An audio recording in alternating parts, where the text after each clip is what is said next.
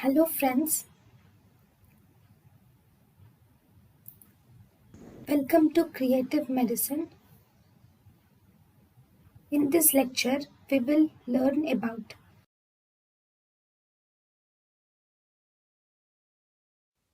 How do newborns produce heat?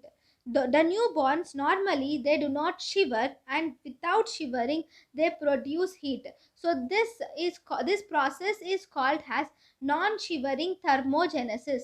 In non-shivering thermogenesis, brown fat is a type of adipose tissue which is very useful or helpful.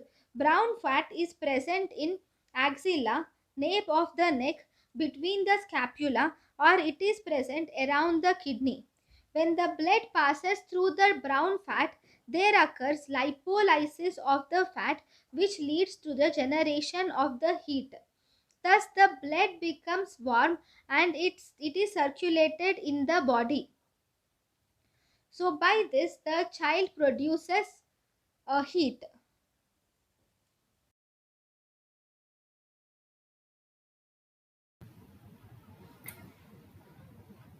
thank you and thank you for watching.